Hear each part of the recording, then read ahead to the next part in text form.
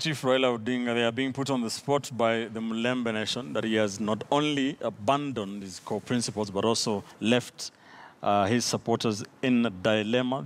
Raila Odinga rebuffing his critics, saying that you must, quote unquote, you must play politics using your brains. I am preparing the way for us to take over the government in 2022. What do you take from this dismiss? Well, you know, Ben, shaking hands is a matter of etiquette and goodwill. People shake hands every day. But again, there are handshakes that are monumental. Like, for instance, when Obama shook hands with Castro, there was a new embassy opened up in Cuba for the Americans to resume negotiations. And then at some place after the Oslo Accords, there was a handshake between Yasser Arafat and Yitzhak Rabin, which activated the Mideast peace process. But now for this handshake, is turning to be a case of sour grapes. And one would understand why Raila is going all over Kenya doing handshakes, because Raila Odinga has got a very high appetite for burning bridges. If you mention any serious politician in Kenya, Raila Odinga has had the opportunity of burning the bridge. You start from Mwai, you come to Kibaki, you come to Uhuru, you come to William Ruto, Musalia Mudavadi, Kalonzo, Wetangula, you go to Tuju, you go to actually, every single politician in Kenya, Raila has burnt a bridge. So now he's building those bridges consistent with his expectations for 2022. And they normally say in my village that a politician is as good as his promises.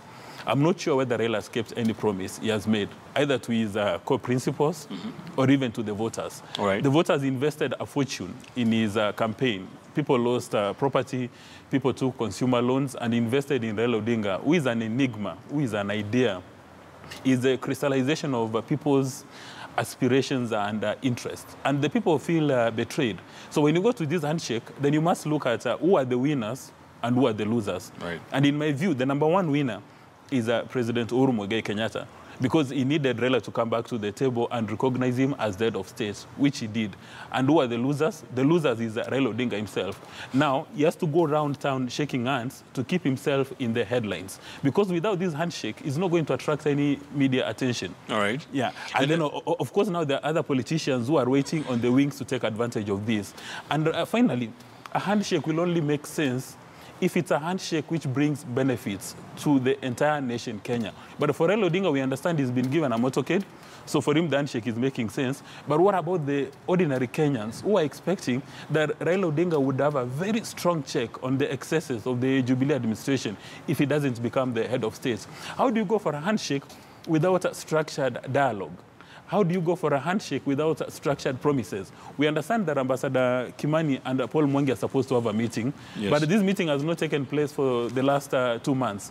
Voters are still waiting, asking themselves, are we part of this handshake, right, or it's only personal interest? We understand that Raila Odinga is preparing to unveil that handshake deal team. We'll wait to see who is on the team and what it's all about. But let's stay with the handshakes. And Mark, some people are asking, what is... people saying this is just succession politics for 2022, but what is really the weight of some of these handshakes? For example, Mwai Kibaki. To be honest with you, is it perception? I have to agree with Kipchumba's statement last week that Raila is a busybody and he has nothing to do, and therefore he's just simply making headlines. There's no weight really to what Raila is doing. And I told you last week that most likely he'll shake Kibaki's hand, and I've been proven right. So now we're waiting for him to find someone else's hand to shake. Can you predict? I can't predict because now it's getting more and more desperate at this rate. So he might go shake the hand of Nani, what's this Kamba guy? Niva Mwendwa and the likes, you know. But the reality is, Raila Odinga has run out of political rope. He has very little to do. There's no... his usual tactics will not work anymore. And therefore, this is a way of keeping himself in the media. However, there is a theory that has been postulated, and I'm now tempted to believe it. But Raila Odinga, in swearing himself in January 30th, made himself a global pariah. Rumor has it that he could not land in London and he had to route his flight to New York through another airport. Rumor has it that the Americans had told him that he'll be persona non grata in their airports. Rumor has it that there was no African country that was going to allow him to land because he was going to teach other opposition leaders bad manners of swearing themselves in after elections. And therefore, this could also be a he's baptizing himself. He's getting born again. He has found Jesus and he's trying to do the acts of repentance. He's trying to do what Zacchaeus did in returning the goodwill that he had stolen from Kibaki and Mwai and trying to mend bridges. Either way, it has no relevance in succession because I can promise you there is no Kenyan who's going to think I'm going to vote for Raila because he shook someone's hand. But I don't think you should allow Mark here to rely on rumors. Because you see, you can fabricate a story and say it's rumors and start perpetuating that rumor. I have significant confidence in my statement. The only reason I'm calling it grapevine is because to give it an air of salt. The truth of the matter is Raila Odinga was not going to land in any other African country because if any other leader took this stand, it's not passion. These are passions that you should not allow. Raila Odinga was in South Africa the other day. Do you have evidence? And South Africa is an African country. After the handshake. Wait. Not after the handshake. It was after the handshake. Yes, thank you. Yes, that's all I'm saying. And to be honest, with Mark, that we cannot be using facts to suit ourselves. The reason why Raila is having all this attention and privilege is because he saw himself in. If he hadn't seen himself in, would have forgotten about Raila Odinga, or he wouldn't have the stature that he has right now. So we should not... So do you think the handshakes are going to have any weight politically? Come 2022, yes. And the reason why I'm saying that is because Raila Odinga does not play in the same league as the other guys we are referring to. I mean, there's a Premier League, there's Championship, there's League 1, League 2. I think the people we are talking about are in League 1, League 2. So when we are talking about Raila Odinga, we should know that we are talking about somebody who is in the topmost league. So these handshakes cannot be assumed to be somebody who is a busybody, and it is wrong to use the word busybody when referring to Raila Odinga because I think this is one Kenyan who has a lot on his plate. There are so many people who would want to meet him, and he chooses the people he meets. And but you have seen, Hesbon, him being put on the spot by those Luya leaders, being told, look, you're not just going to come here and told to explain himself. There were two groups of Luya leaders who are claiming to be representing the aspirations of the Luya nations. One is actually in praise of Raila's handshake and calling on the other Luya leaders to also shake hands.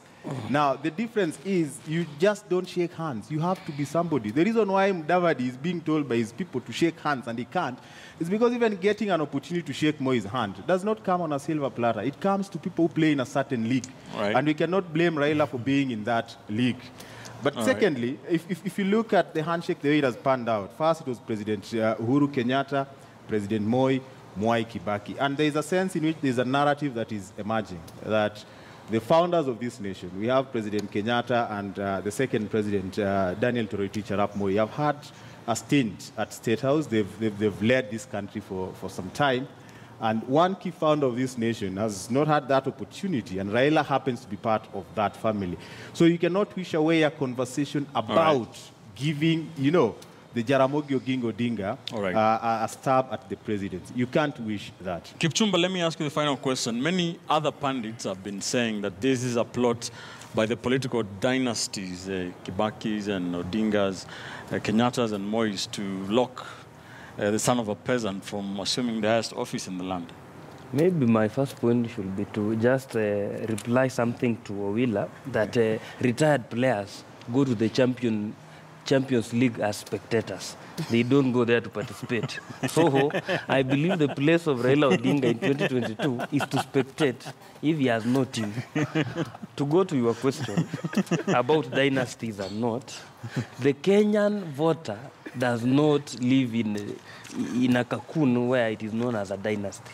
And also, to put it clearly, dynasties or no dynasties, all we need is that if we have a level playing ground, anybody can be president in this country. And for Raila Odinga, there is one thing, that there is a bad lie that has been sold, and the media are the agents of selling the lie that Raila Odinga is the father of everything and anything that is associated with democracy. While in real sense, the man represents nothing in democracy, even the word why in the end. It doesn't represent. Look at it this way. One, Raila has two ideologies in his life, power and limelight. Anywhere where media is, you will find Raila. Look at what he did to Simeon Nyachai.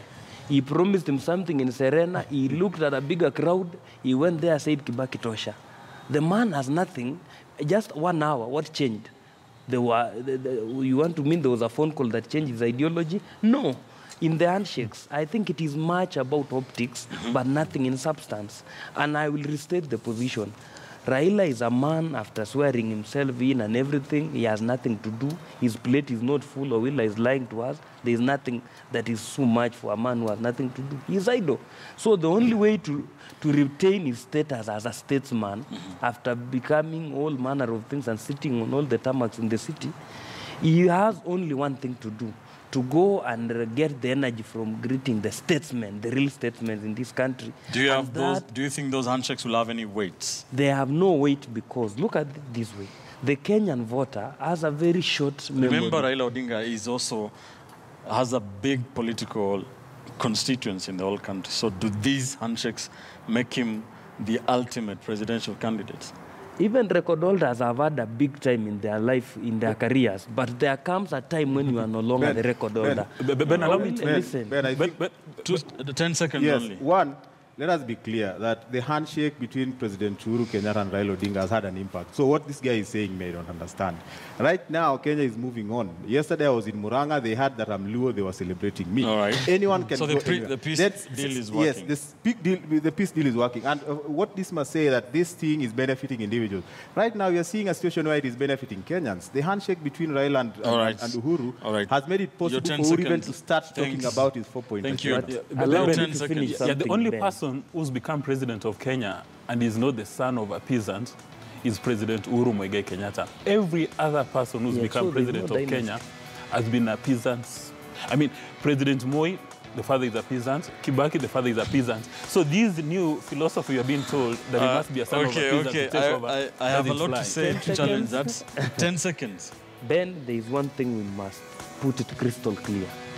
The handshake between Uhuru Kenyatta, the President of the Republic of Kenya, and Raila Odinga had a different significance, and it had a direct impact on the day-to-day life because of where we were. That is clear. But the others, after that, have just for optics and selling newspapers. Let me tell you. All right. Thank you, guys. Does not just I have to leave it there, guys. 10 seconds. The other handshakes, there was one Githeri man. Every other person who carried Githeri was trying to catch our attention. There was one significant handshake. The others are Githeri handshakes. All right, thank you, gentlemen. Kipchumba Karori, lawyer and political strategist, political analysts and communication experts, as Bonowila and Mark Bichach, and political risk analyst, Dismas Mokua. Thank you. Great show. Always a pleasure having you guys with me on the show. Be sure to join my panel and I next Sunday, same time from 11 a.m. to 1 p.m. as we dissect the biggest political stories in this republic. I'm Ben Kitili. Bye for now.